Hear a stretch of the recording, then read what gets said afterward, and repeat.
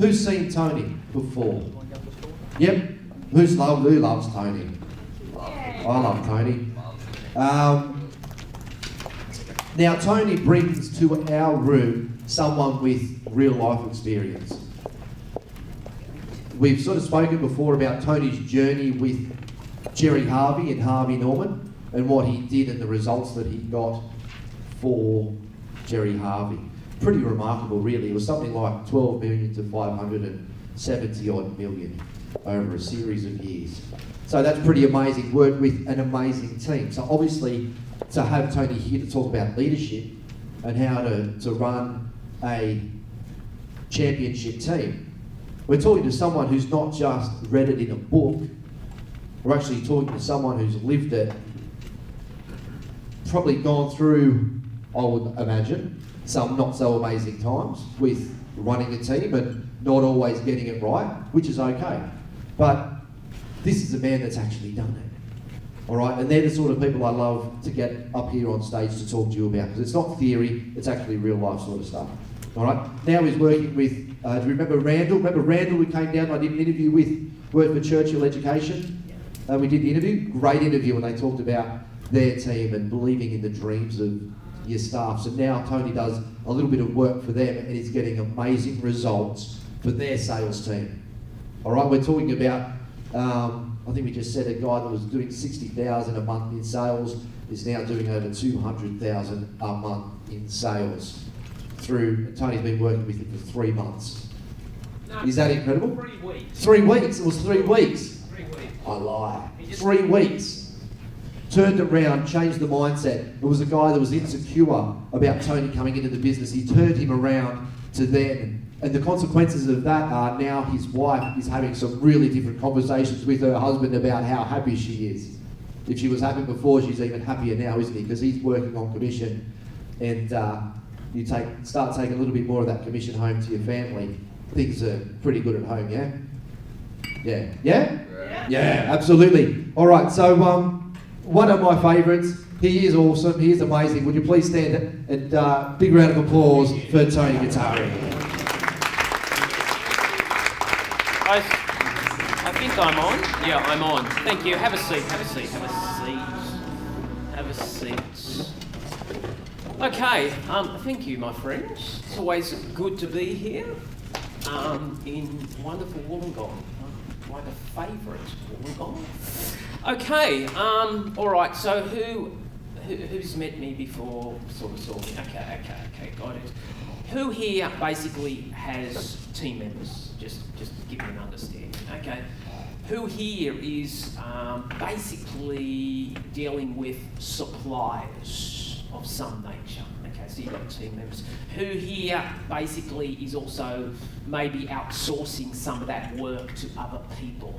Okay, so you've got team members. They just don't happen to be internal team members, they happen to be external. So when I'm talking team, I want to anchor something really deep. I'm not just talking about internal team. I'm talking about everybody in the food chain. I'm talking suppliers. I'm talking outsourced parties that you can actually work with. And the principles that I'm going to unpack today have actual universal applications right across the boards. So I just wanted to ensure that we were all pretty cool with that and make sure that we had a really good understanding. I think you've got a bit of a workbook, and I will need to get one of those workbooks, and I just want to show you where we're at, because we are going to do some homework today. We're going to do some forms and all that sort of stuff. And it wouldn't be bad just to really start this stuff. And there is a form called Assessing Your Communication Skills. Okay. Because I think if you're going to be a really awesome leader, you actually have to know how to communicate. I've worked in some amazingly appalling businesses, and the essence of leadership is communication. And I've worked with people who have this enormous incapacity to communicate a vision to the team. So the team actually thinks it's doing a great job, but it doesn't know what a great job is. Because they mistake movement for achievement. They're busy doing what? So essentially, what I'd love you to do is that if you've got that sheet, and let's live in reality. This is not here to judge. But let's just actually say, this is where I'm at the moment. But let's just ask each question, and you can see in each question, you've got 4 particular responses. Never, occasionally, frequently, always. So the first question, just tick the box, where I'm at the moment, and we'll score it up later on, is I can communicate the right message to the right person at the right time. Who there suffers foot-mouth disease occasionally, saying the wrong thing and you go, man, my tact was crap. Wow, that didn't go down so well. All right, so do that one first. I think carefully about the message before I decide how to communicate it with. Next one, I project self-confidence and speak confidently with authority. Next one, I encourage feedback about my communication. Asking a better question, what can I do better? Next one, I listen intently and check that I have understood the message from the person that is communicating to me before I reply. Next one, I try to exclude personal prejudices of all kinds when I'm judging others. Next one, I am constructive, not destructive, and civil when I meet others. Next one, I take time to give people the information they need and want. Time.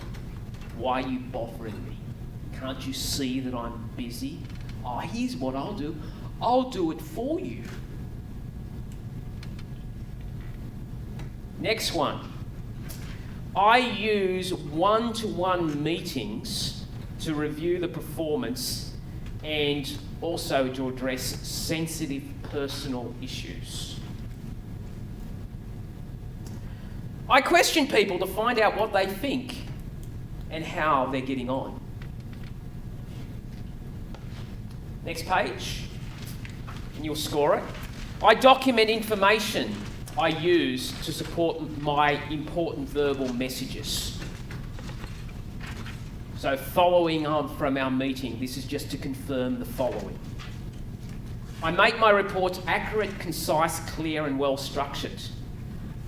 I communicate via all available electronic media that I have at my disposal to my team. I review external and internal communications for clarity before dispatching.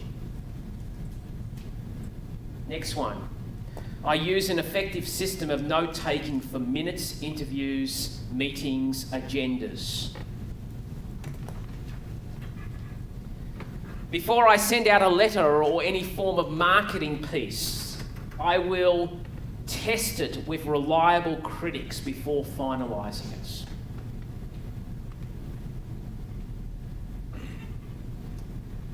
I use fast reading techniques to speed up my work rate. I prepare speeches carefully and deliver them well after rehearsal. I take an active and highly visible role in any internal training. I research thoroughly before putting forward a written proposal. I give priority to communicating regularly with staff. And last, but certainly not least, I receive and react positively to feedback from staff and others. Okay, you should have ticked some of those boxes. In every question there should be a box. Could you just score it? If you go back to the first page, you can actually see that never means 1 mark. Okay, occasionally is 2 marks, frequently is 3 marks, and always is 4 marks. Score it, and let's just see where everybody is at with the communication. A couple of minutes on that.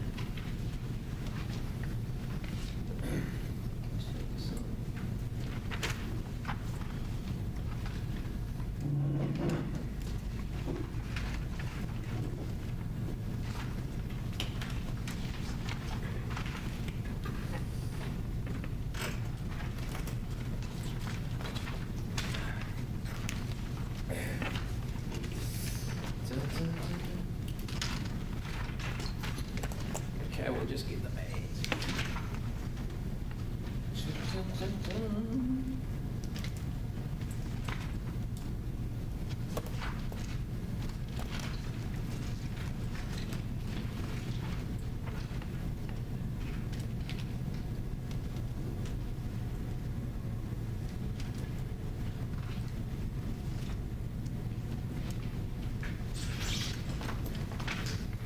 Who scored it?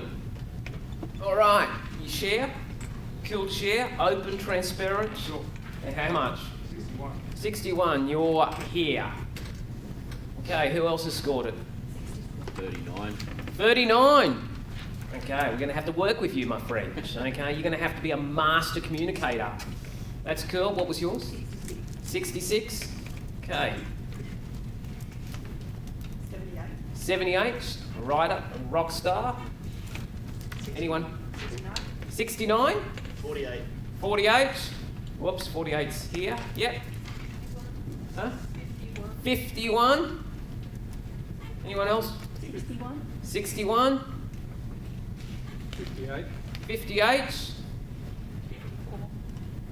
72. Huh? 72. 72. All right. Okay, well that probably just gives us a perspective. We're probably in this middle band, the vast majority of us, which basically mean it's patchy. And basically just use that to say, well, this is the area that I may actually need to improve, because communication is so important from a leadership perspective. Because I'll share you a very true and open story about Harvey Norman. I was at Harvey Norman for 10 years, and a lot of people said, why was Harvey Norman so successful? First of all, it had prime mover advantage. It did things really quickly because it was a franchised organisation that wasn't in bureaucracy. And also the other thing is that we actually created a model called the superstore model. This is pre-internet. And the superstore model was big box, category killer retailing, pre-internet. We ripped off the model from the US, we brought it out to Australia, and because we could roll it out really quickly, because Jerry had lots of cash, as soon as we opened up one store, we knew it was going to fly, and he said, just open up as many as you can get. So we went and we just tried to transfer every computer department into a computer superstore. But I'm going to be really open and honest. Harvey Norman had really bad systems. They were bad. They were chaotic. And if I was to say what made Harvey Norman successful, it was essentially the quality of our team. Without any shadow of a doubt, we were, at that stage, the most hungriest organisation I had seen. If you had a pulse, we would try to sell you something. Now, in a retail business, that is incredibly important.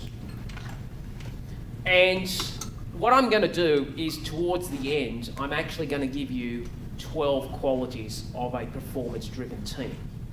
And every organisation I now work with, I try to actually integrate this into their business with great results. So I just wanted to really highlight that one of the aspects of business is that you've got to have a great team. A lot of people get misguided, and it's because there is a book out there that basically reinforces that all you have to do is build systems. Because the book is quite a good book, I've actually never seen it work. That's the problem. Because you sell books based on the hope of the future, not reality. Like the 4-Hour Work Week. Great title for a book if you want to sell a lot of books. And the book is actually a great book called Michael Gerber called E-Myth Revisited. Has anybody read the book? It's a good book. It's probably one of the biggest selling small business books ever because it exposes a dream that all you need to do in your business is systemize your business and everything will work like a well-oiled machine. The reality is a system is only as good as the team that operates it. And essentially, in any business, you have the role of the business owner. And then the business owner's role is, first of all, to develop the systems. But they don't just develop the systems. They are, how can I say it? They are the custodian of the system. They protect the system. They honour the system. They reinforce the system. Why? Because the system is the business. Because the challenge that we always have, and this is going in one company at the moment that I'm speaking to, is that great staff people are really hard to find. Because if they're that great, they're probably going to work and they're actually going to start their own business in many ways. So the key is, how do I get, and on no discredit, average people and make them great? The key is that you actually have great systems. Because if you don't have great systems, then what occurs is that you'll have a great team member and you think you've actually got a great, awesome team. But if that team member ever leaves, you're up shit creek.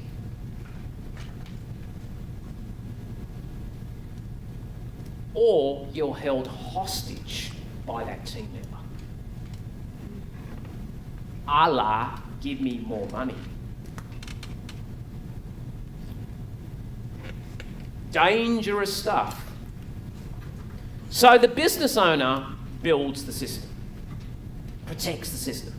You only have to do this sucker once. I know it's hard. Everyone says, oh, I don't want to build systems. I said, no, you only got to do it once, mate. And then what you do is that the team honours and respects the system. Now we're going to talk about change management, because when you introduce systems, the natural resistance of people is extreme. And you've got to form habits. The system looks after the team. The team follow the system. Is the system perfect? Of course it's not. It's never meant to be perfect because it's constant, ongoing, never-ending improvements. But here it is, sunshine. You follow the system until we decide to upgrade the system. But what happens, guys, if the owner doesn't follow his own system? Huh? Nobody will. Because leadership is not edict anymore, it's example. So here you have this smashing entrepreneur, who is the business owner, that actually has told everybody else to use the system, but they themselves don't use the system. Challenging. The team looks after the customer, and the customer, of course, pays the business owner. These two must work together. Without systems, you have a team, you hit the law of the lid. The biggest challenge in most small businesses is going to the next stage. Okay, they hit that lid. It's a huge lid. It is a phenomenal lid to go from a small business to a medium business, because a medium business needs different instruments. I've seen this all the time. They won't grow their business. Why? They'll go to a sales and marketing seminar. They don't want business because the business owner associates growth with pain. Right? You're exhausted. Why? Because I've hit it. And psychologically, we are wired in a very unique way. We avoid pain, we maximise pleasure. So if I anchor growth equals pain, you will not grow your business. You might come to a seminar and get excited about the ideas, but you will actually not implement, because your nature is, I'm avoiding pain. And what I see now, I can't be bothered because I am exhausted. I work the most, I earn the least, I work on weekends, and I work at night. When do I ever get a rest from this sucker? You got my office, bud. I have worked with lots of small... I have a heart for small business. I only have one heart for small business, and the reason why is this. I can do a lot of shit in corporates. A lot of shit. And I do. I earn good coin out of corporates. But here's the beauty of small business from Guitari's perspective. If I can work with a small business owner, I will leave a legacy for that owner. But I won't leave a legacy just for him. I will leave a legacy for his family. Do you understand how important it is that a father sees his son regularly? If all I can do is leave a legacy that is a shift in that foundational where my dad was here for me, my dad was my father, then that actually hits my bell. Why? Because I didn't do that with my children. That's powerful stuff. So if you are really intently focused on building a business, I ask you not to lose your life in the process. Because I can go to a lot of seminars and you get really excited by other people, but you know what? You've got to have your own vision. Don't hijack someone else's. It's very easy to say, I want what Stephen's got. So that's important. So a couple of things that I just wanted to share with you, and you've probably seen this in your own life, and I don't know what's happened there? Oh, I've lost everything. Did I do something wrong? Can you go back to that slide?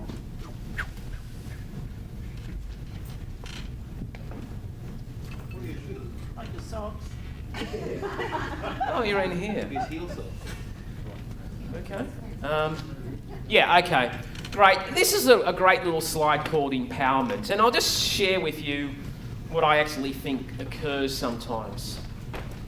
Sometimes when you start a business, you've got really crappy systems, okay, and essentially you're doing everything yourself, so there's a low sense of freedom. I call that the quadrant of fear. Okay, then what happens is that, and this happens sometimes in just by default because you get a lot of business, and I've seen this in a lot of contracting businesses, where suddenly what happens is that you get a stack load of work. You get a stack load, like a stack load. And then you employ people and in electrical, and you employ site workers. You got no systems. You just go, let's throw labour at it. And it's chaos. So there is high freedom, it's just fantastic, and it's chaos. And sometimes owners are wired that way, where it's, I'm not really into the systems, just sell, don't worry about it, just sell, we'll fix it up later on, don't worry about the back end. Okay. Then you have the different sort of owner that basically has really developed great systems, but the team feel like they're in jail. The key of empowerment is this: fantastic systems, but a high degree of freedom for the team members to be the best that they can be. What's the problem of being a business owner? What's some of the challenges that we'll all face? Who has birthed the business? The owner. What's the problem with that? Your baby. Yeah. And what's the problem with being your baby sometimes? The less responsibility. You can control it because it's part of your DNA. And as Sting said, if you love someone, set them free. So the difficulty is sometimes we're so close to it, we have a controlling spirit. It is impossible to grow a business if you micromanage everything. You do your head in, just knocks you.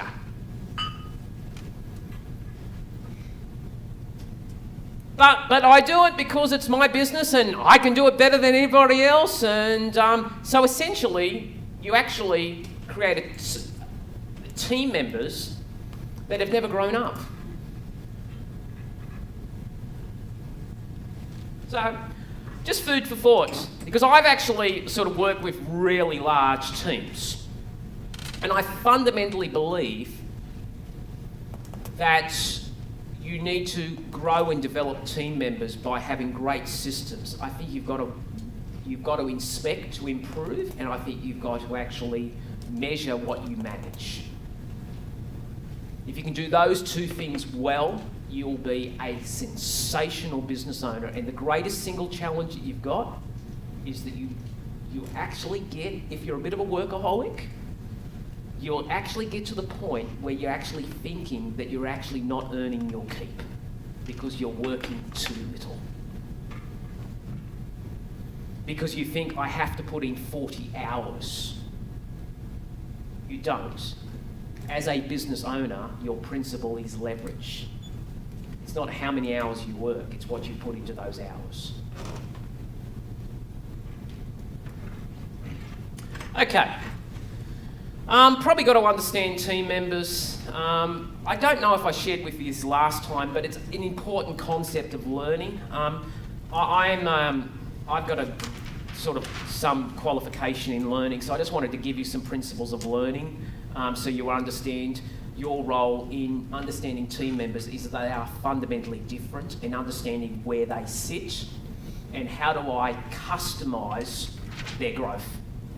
A couple of things we need to be aware of. We are essentially about creating habits.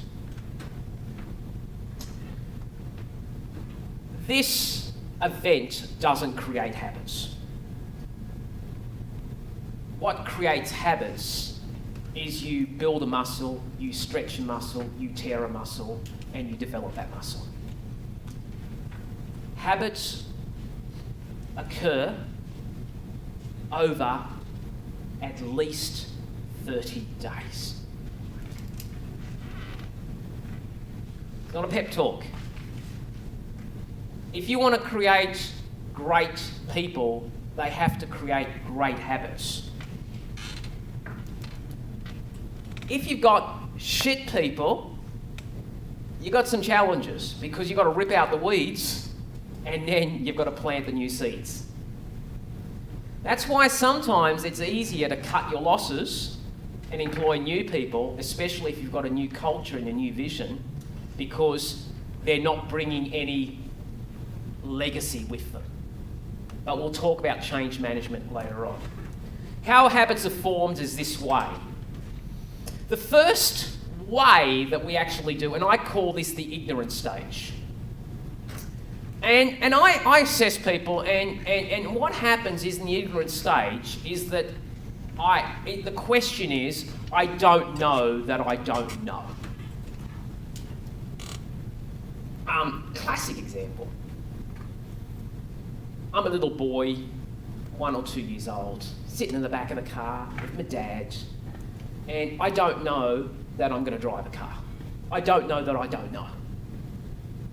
It's ignorance.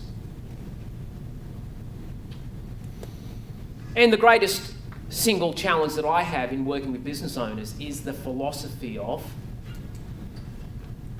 I don't need to know that. Ignorance is not bliss. Ignorance is total tragedy. You know, there should be thousands of people at this seminar, but they're not. Why? I don't know. I really do believe that your library should be larger than your TV set.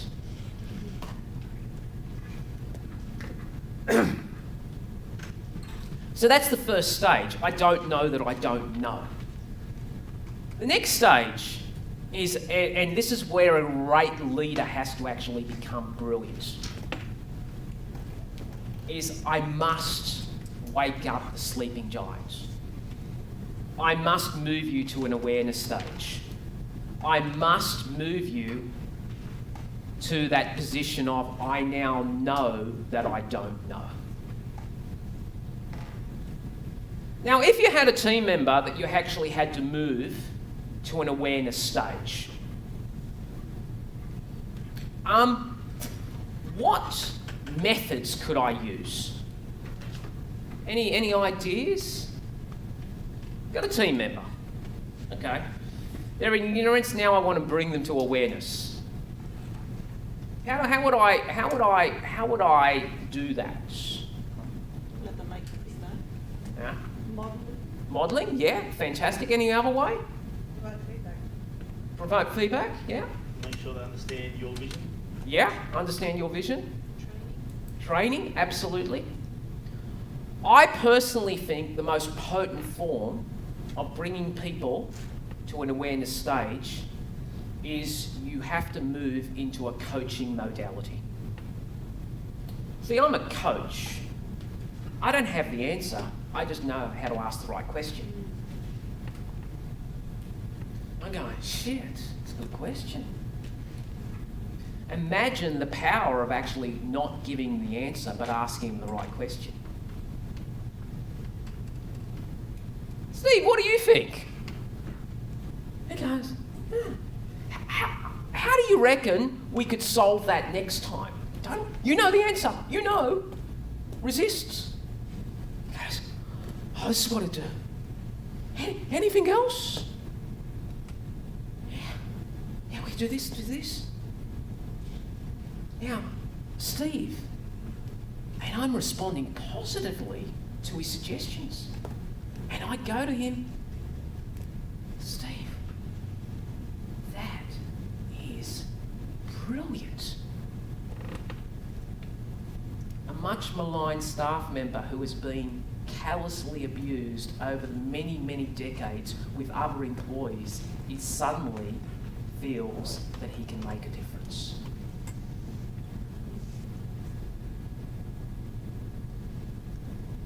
He will want that experience again and again. Because what have you done? You have built his self-worth.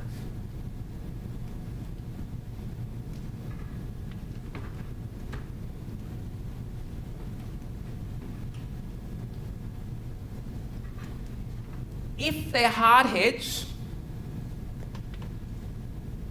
I will get outside help. I will buy them a book. And I buy people books because I deal with hardheads. And I might buy a book called, I love this book. If you can get this little book, it's like an 80-page book. It's a little parable of mice. It's called Who Moved My Cheese? Has anybody read it? It's insane. I give it to people because they're hardheads. I said, what'd you think of the book? I'm that mouse, aren't I? I said, I'm not saying anything. Because that's in our... Now, does this work all the time? Of course not. Because you have to make a determination where people sit. There's a line. If that team member is displaying the following characteristics, I would strongly suggest that you fire quickly. You cannot permanently change people's attitudes and belief systems without them wanting to do it. You can give them a pep talk for a day and you might keep them there, but then they become high maintenance and they drain the blood out of you. And then the people that you should be supporting, your stars, feel neglected. What are the things that I inherently look for? Do they have, I call, a victim mentality?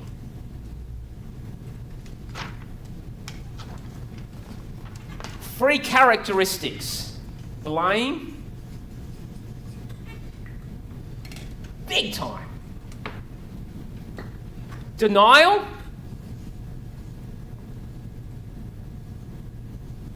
And excuses.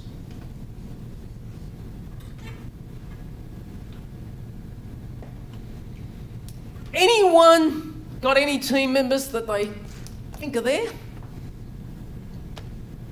Any business owner there? We got to get that shit sorted out. Forget skills. Because that's the big stuff. Now, we all go there because we have crappy days. What you want as a victim mentality is completely different. This is what you're looking for. Accountability. Responsibility. And the last one is ownership. If at this stage they have that quality, I can move them through. If they have that quality, I can't take them to the next stage because there is a barrier there. Tough barrier. Huge barrier. What's the next stage? It's the desire stage. So we've gone from ignorance to awareness. Now we're moving to desire. What's the desire? Is I'm working at it. Since you've last seen me, yes, I have. I told you about my little health situation. I was a fatty. I was huge, 110 kilos. Okay, and you know, I got my shit together. I sort of, you know, wanted to stay married and went through some marriage stuff, and I'm happily married to, you know, the same woman, but just went through some stuff. Got to 50, looked at myself stark naked and said, "You're not big boned. You're overweight. Come on, let's be serious here, Mr. Guitari." I said, "Yeah, I'm overweight, but that's okay because, you know, I'm Italian and it's okay to be overweight because we like food." That's probably denial. And then I, you know, started a journey of losing weight, and you know, and then since I've last spoken to you, I said I have completed 2 marathons. I'm on to my 3rd at the moment, but I had to work at it. Running a marathon is not something you can wake up in the morning and say, "Let's just do this sucker." It's not. It's 16 weeks preparation. It's intense. It's focused. It's very regimented. And you start running on a treadmill, and I remember starting the journey. 2 kilometres on a treadmill. And then you just turn up every day, and you go, "I wonder what will happen at 2.5. And then I was running 8 kilometres on a treadmill every day, and I got bored of running on a treadmill for 8 kilometres. I said, "Okay, I've got to run on the road now. But I got no goal. I'll just float. I know I'll do something that I don't even think I can do, because therefore it's the hope of the future, and it'll stir me." do a marathon, why not? So I said, oh, do a marathon? And I said, yeah, that's great. And then put it on Facebook and tell everybody so I can actually be totally transparent if I fail. So therefore I'm out there, I'm making a commitment to the world, making a commitment to myself, and I start the journey. Here is the point. You got to work at it. I don't know about you, but I can remember the first time that I actually drove a car. And it was a manual at that stage. You know, I learnt on a manual. Man, have you ever seen it? I don't know, L drivers do manuals anymore, but have you ever sort of seen an L driver drive? Like the first time they're in the car? It's like freak out stuff. Like, how am I going to get the clutch and the gears and the accelerator going together? They're crunching everything. They're so timid. That's that stage. But here's the problem. I've got to allow you the time to develop your muscle. Just imagine if you're a business owner and you're a fitness instructor and you said, I'll do the exercise for you. It wouldn't work. But how many times as business owners could we potentially do that in our frustration? We say, I'll do it. Gotta take the long. Gotta look at this from the long-term perspective. What am I doing? I'm creating dependent team members of me. I don't have a business. I still have a job. Because iGuitari, this is how I classify a business. A commercial, profitable enterprise that can work without the owner. It's probably why you go into business. Now, it's different if you've got a practice. A practice is a very different model. You do what you love. You actually make hay while the sun shines. I'm a speaker. You know, a speaker is a practice business. Yeah, I can sell books and things, but I still have to deliver something. But that's okay. I'm working at it. If you've got a shitty attitude, victim, you can't work at it. Because God, what do you do? Oh no, I don't need any help. No, this is all crap. The training's all crap. I just do it my way. Oh, I'll blame someone else. The reason it's not working is they're not working, or I'll find excuses not to do it. And the last type is the conditioning stage. Now, the conditioning stage is really important. It's mastery. But mastery's never arrived. It's like Tiger Woods still has a golf coach. A championship tennis player who has a coach. Why? Now, you can do it in your sleep. And right now, every single person here doesn't actually think about how they drive a car. You don't sort of wake up in the morning and say, I wonder how I drive a car today. And many of you, like me, half of the time we don't even know. We just drive around and we don't think of it. Sometimes we're half inebriated. Sometimes we've got 3 hours sleep. We can still drive.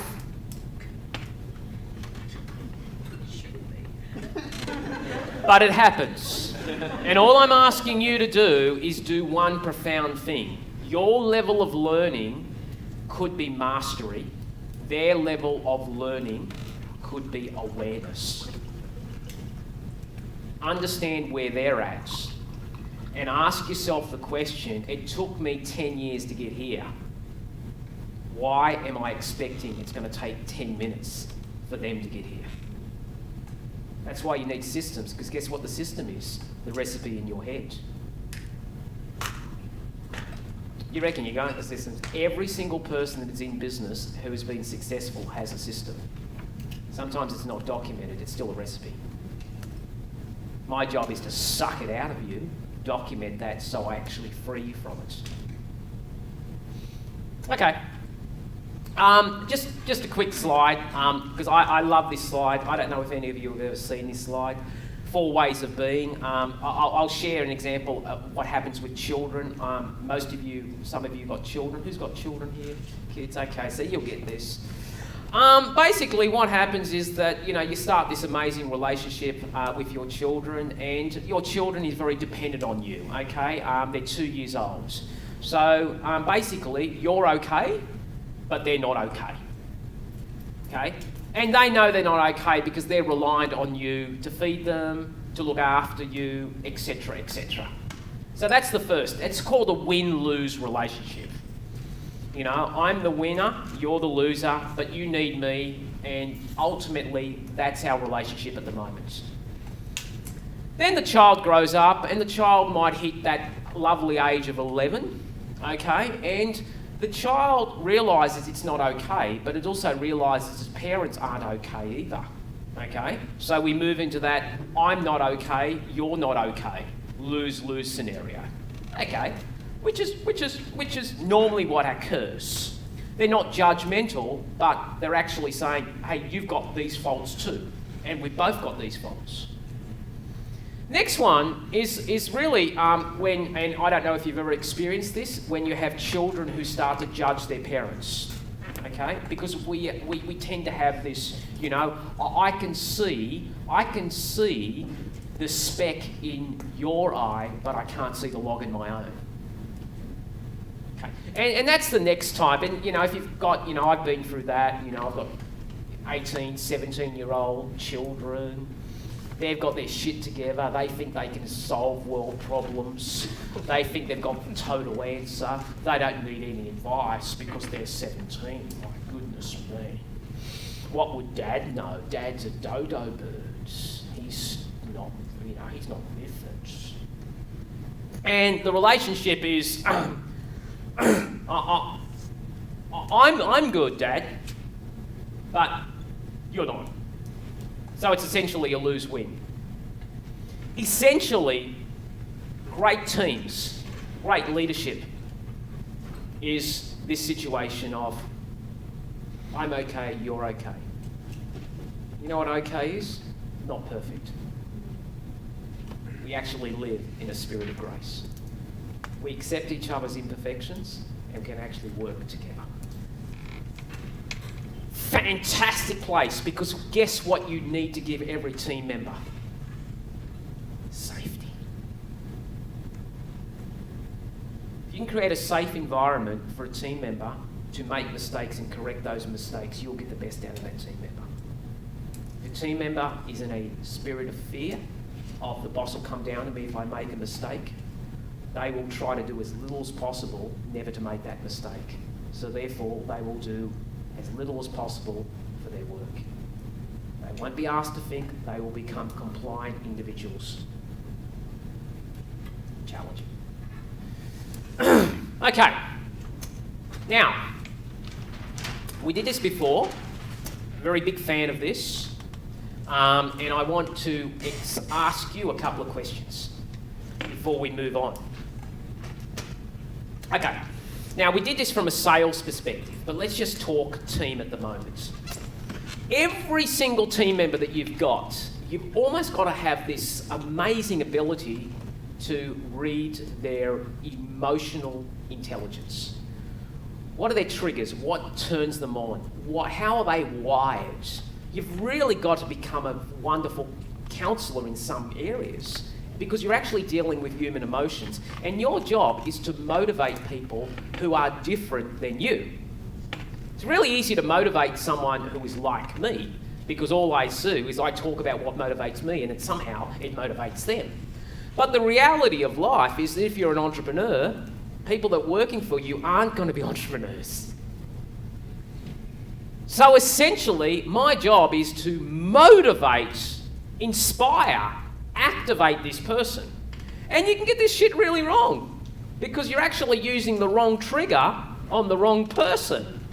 And it's actually backfiring. Stuff that you could say could actually freak them out. I mean, big time. You love it, you love it, you love it, but they go, oh my goodness me. And they won't say anything. They'll just like stone silence. And then suddenly, next week, you'll see the resignation coming. We don't leave bad businesses. We leave bad leaders. Now, let's just talk about this. Now, I'm going to give you let's just say that you had the first personality type. And the first personality type is that person who is outward focused. Okay, and this is inward, so introverted, extroverted. And this person here is results driven and people driven.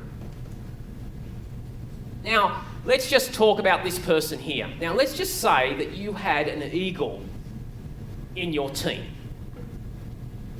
Now, all that you have to remember is, I don't know if you were here last time, but the love language in summary of an eagle is what? Can anybody remember? What do they crave for? What does an eagle want? Recognition. They want to win. So my question to you, and if you were looking at an eagle right now, what would be some of the best positions to place an eagle? Forget skills. What do you reckon some of the best positions to put an eagle in? Sales. Sales. Why? Because they're driven. Yeah, because they can get a fix, can't they? The fix is closing the deal. Like, wow, closed a deal. You ever seen an eagle operate? An eagle operates for the thrill of the chase, the close of the win. It's not so much the money is a reward for doing it, but there is a hunger that they've actually got. They like winning. What else? What sort of other environments? Do you think eagles can be really good leaders?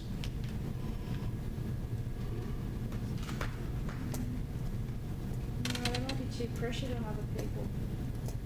Okay, yeah. Yeah, but what do they have? If they need to win, they are fantastic bloody learners.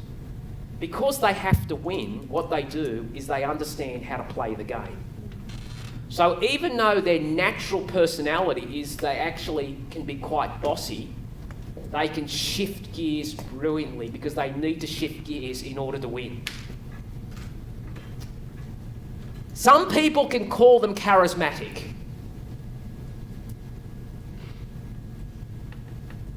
They know when to switch it on and they know when to switch it off. Steve Jobs was a classic eagle. Charismatic, people that worked for him said, man, hard guy. Got your pound of flesh. Switch on, switch off. Sales, yes. Leadership, yes. Eagles are good working with teams. Now, let's just say you've got an eagle on your team. Let's just say you've got one. Just share with me. What are some of the stuff that you could do to an eagle to switch their buttons? What could you do to them to motivate them? Dangle a rat. Dangle a rat? Give them authority. Give them authority? Yeah, absolutely. What else could you do? You know, you want to fire this guy up. Give them a challenge. Challenge? They love challenge. Why do they love challenge? Because they like to win. Give them a Target. I love it. Absolutely. Anything else? Turn it into a competition. Yeah, absolutely. Tell them, I'm not sure that you can do this. So I don't know, like I'm coming to you because I don't want you to share this with the team. But you're a bit like a Marine. This is a big project. I want to give it to you. I want to give you first shot at it. That is big stuff for an eagle.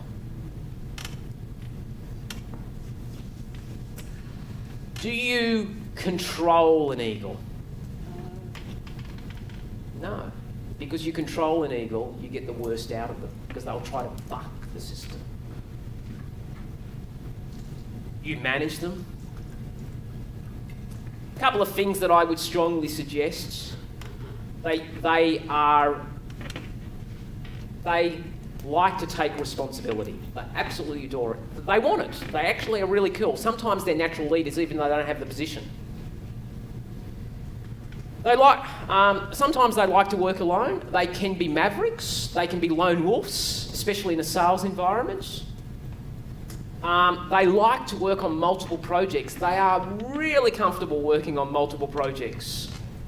They don't like taking orders. They like giving them, but not necessarily taking them. They're focused on results, the next project. But what I found, if the project lasts too long, or there's no hope of victory, they can actually say this is a waste of time. They're confident, outspoken, almost appears arrogant. Sometimes they actually find it hard to trust people because they trust people based on their results, not their resumes. Big picture, hopeless at detail. My goodness me. They can overwork themselves because they don't know how to leverage well. Not always a great team player. They're quick to make up their mind and judge. They need doves and they need owls in their team. Eagles don't flock.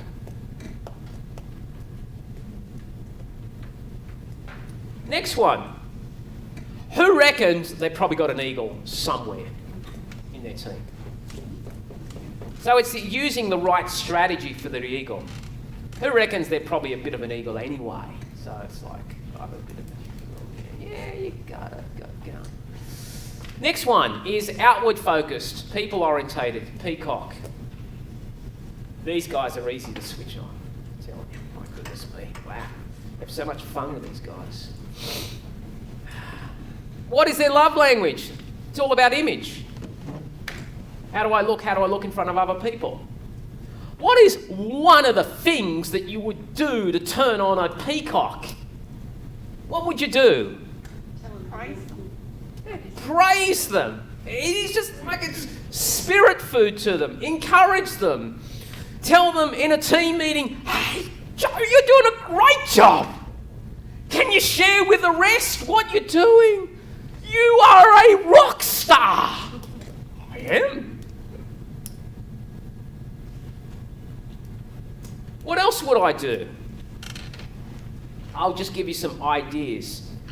They want to be liked by everybody they deal with. So sometimes they're really good at selling, but they're really hard they're not great at closing, because closing can involve rejection, but they are really good at networking and opening up doors. They're not good at staying focused. Why? They need excitement. They start off strong, and then they lose their way in the detail, and it becomes boring. And when it becomes boring, I've lost interest. This is so boring. They have difficulty completing things. Start in a great flurry. Hey, they sometimes want to do what they like or they want. Because my entire life is about my happiness. Didn't you know that? And if I don't get my happiness, I'll just leave. Because it's all about me. It's a challenge because a lot of the younger generation have a peacock-like quality because we honour celebrities who are peacocks. So we live in a world where leadership has been totally maligned by celebrities that aren't leaders, that are just lucky sperms.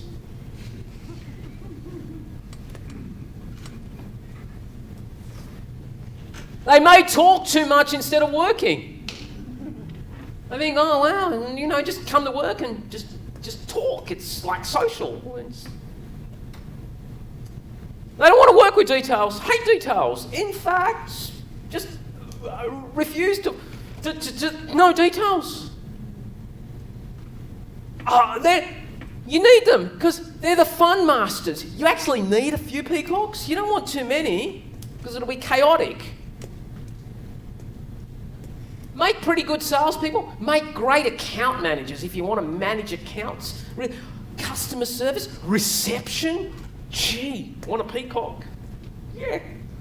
Don't want an owl on reception. Really good motivators. Great to have in a team. They sort of They tend to be optimistic.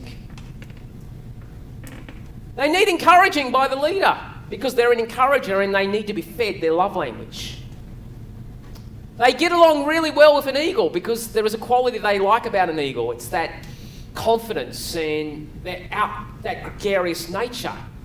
They get along with doves, right? And they also get along with owls. Who reckons they've got a peacock somewhere in their team? You go, who is that peacock? Is anybody here a peacock? So okay. So and it's just realizing that, man, I got a peacock on my team, and I gotta start using peacock language. Next two, we'll do this quickly because we want to have a break. This is the big one. This is the people that will work for you. The reason they're not in business is because their love language is, I need security and risk reduction. So what they're basically saying is, running a business and starting a business is way too bloody scary, so I'm going to work for someone else. So their love language is security and risk reduction. Now, these are the engine of most businesses. They don't speed up. They only have one pace. You want them to speed up. They can't speed up because there is only one pace. They will look at their watch and say, boss, it's 5 o'clock. They will take their lunch at a certain time. They are so methodical in their lunch. And if you don't have a system, they're lost. They need a checklist. They need an operational manual because they need security. Important stuff. How would I motivate them? Guess what? They hate change. Just imagine you go to this seminar, you're an entrepreneur, and you get so fired up by Steve, you go into your office the next day and you got doves and say, guess what, guys? We're going to fucking change everything. Just imagine how they're freaking out. They're going, oh no, he's been to another seminar. This too will pass. Okay?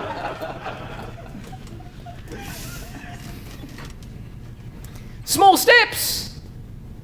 Small steps. Change management is so important here. You've got to support them because we're going to go through the 7 reactions to change later on. But what do I know about a dove? And I'll just share this with you. Needs lots of data to decide with.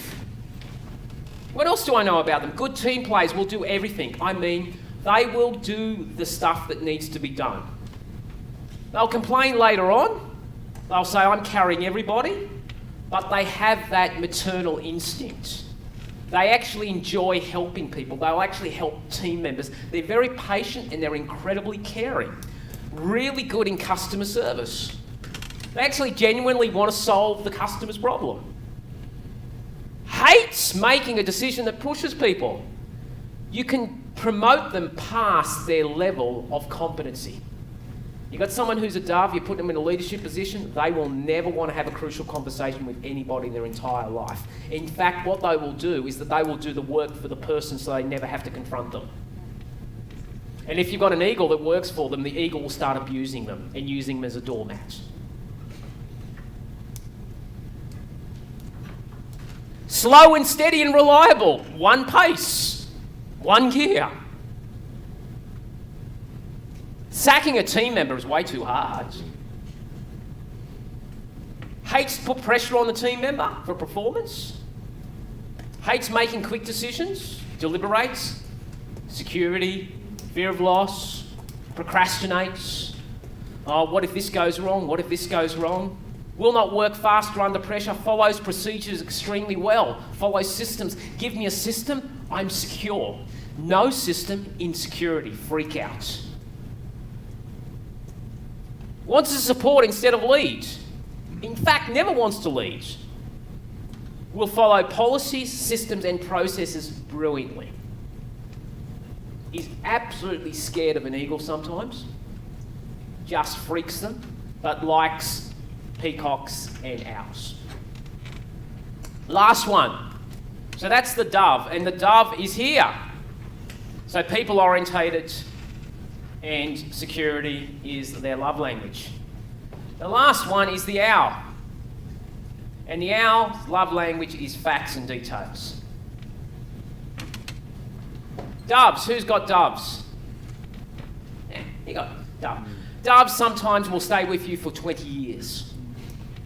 Right? They just like the salt of the earth, 20 years, whole idea, just go through. Last one is the owl, before we break. Owl's love language is facts and details. What do you reckon you've got to do with an owl? Come on, motivate an owl. Okay, what do you think the natural personality of an owl is? I'll ask you a question. Optimistic or pessimistic? Pessimistic. They are the proverbial doubting Thomases. What would be the best positions for an owl? Accounting, bookkeeping. What else? Legal. What? They are the entrepreneur's best friend, but greatest enemy. It's called checks and balances. They piss off an entrepreneur because they actually question the entrepreneur why he's doing things. You need them because you need the reality check of an owl to actually so you don't go broke too quickly. They count the pennies really well. They are miserly. They hate making decisions. They procrastinate into detail. If it's not perfect, they'll never launch. They will have the best business plan in the entire world and never start because they're seeking perfection in an imperfect world. They will go to every seminar to learn more, but never launch.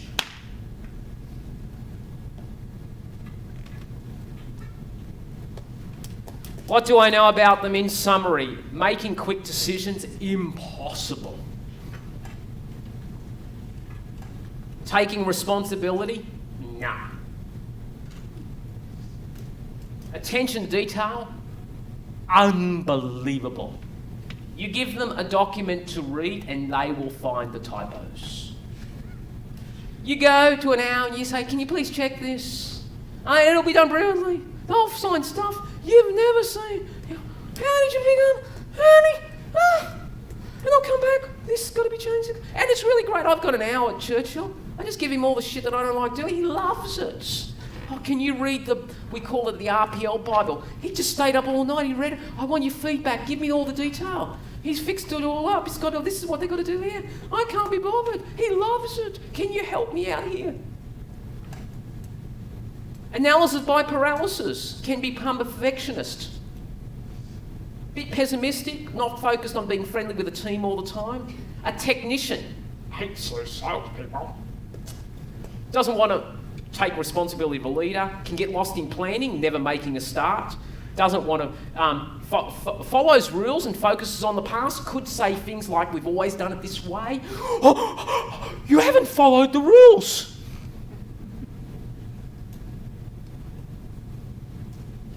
And actually is pretty cool working by themselves, can work steadily and happily by themselves. Their best friend is a PC screen sometimes.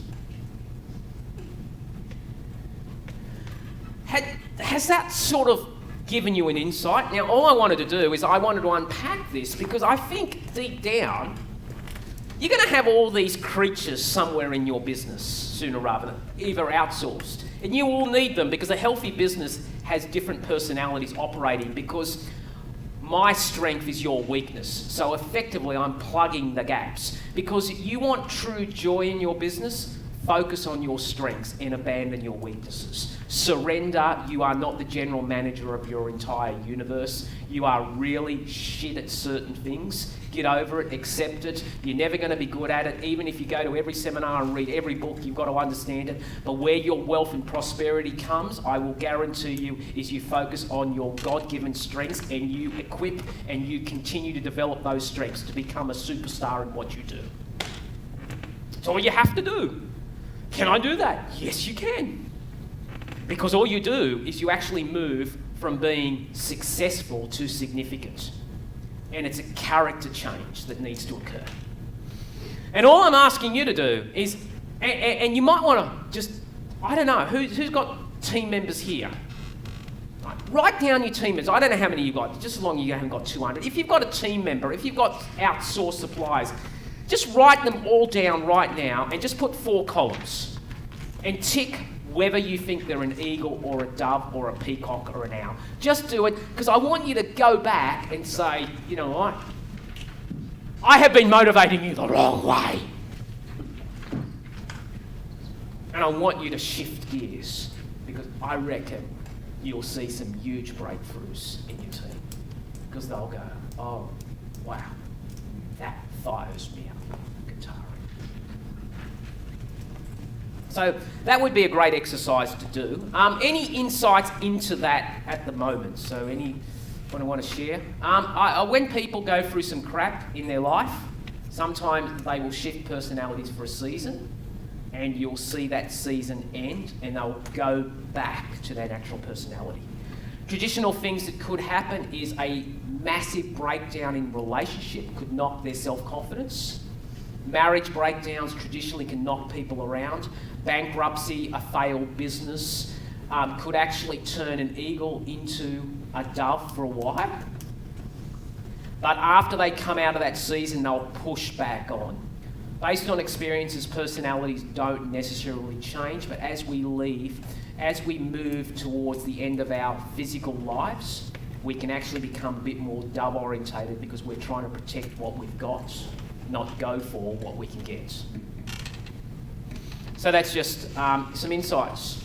Any questions on that before we close this thing up, so we can move to the next section after we have lunch?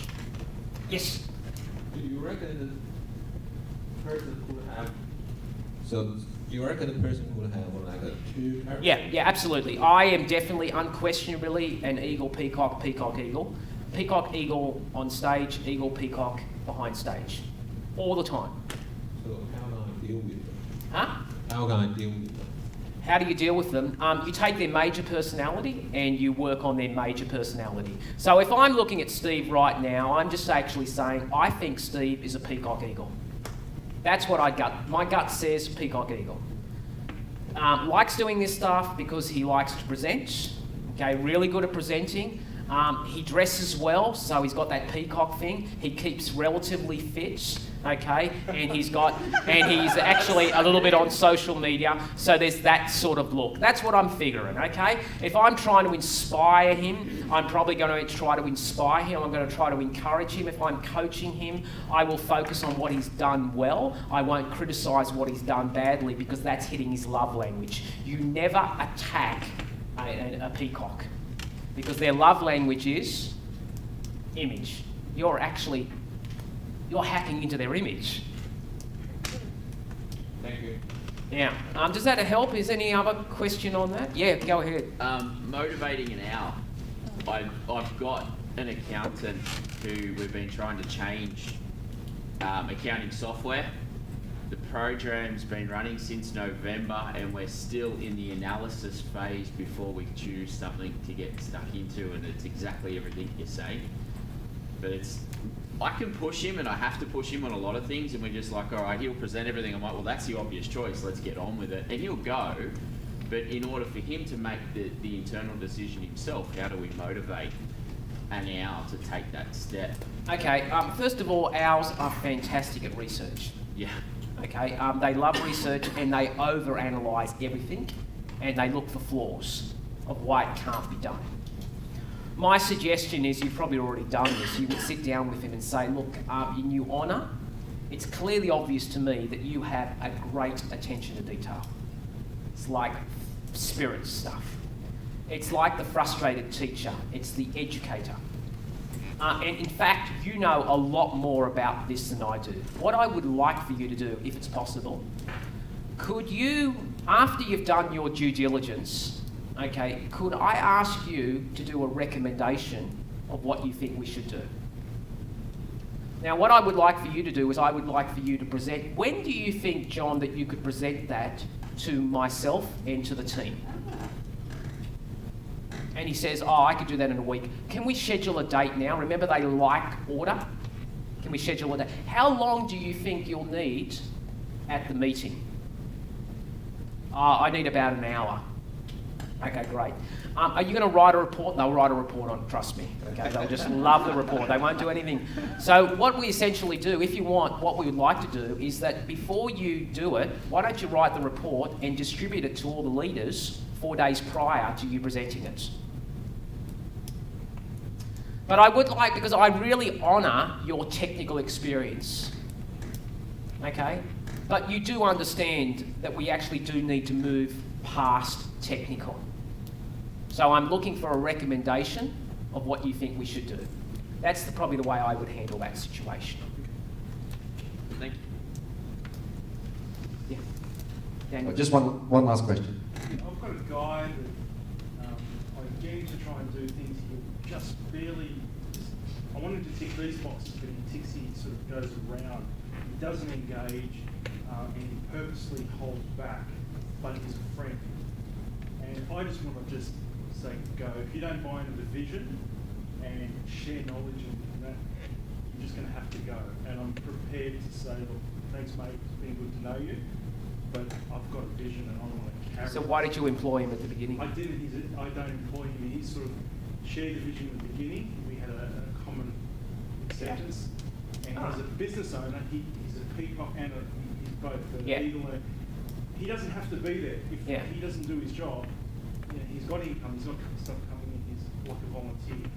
But he just hangs back, and I've always known him just to sort of sit back and watch it happen and do the minimum possible. So he's not engaged? Not at all. And he's not engaged, and how does that make you feel? I just not care. Okay. I don't care about the friendship anymore. Okay, you're past that. Past it now. And, okay, so It hurts as well. it hurts because you can see the friendship has been affected. Are you still friends? Yeah, to a degree. Does he sense the tension? I don't know. Have you ever had an open, transparent, candid conversation with him? I have. And what has been the outcome of that conversation? Denial. Denial. Denial. He just doesn't agree. All right, my strong suggestion is what I would do is you need to set boundaries, and you need to set boundaries to protect yourself. And you need to make it really clear that you may not see this, but this is how I'm feeling, and I need to protect myself now. That's the only thing I would do in that situation. Because if you don't have boundaries, boundaries can be abused by people based on friendship. This happens in marriages all the time, where the boundaries are abused.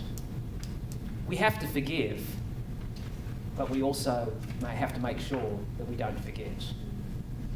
Because everyone says, oh, you've got to forgive them, forgive them, forgive them. But you can, but they've hurt you. You've got to actually set boundaries. That's what Anyone else got a suggestion? Because that's a really good question by Daniel. Any suggestions on that? Yeah, go. Are your separate roles clarified?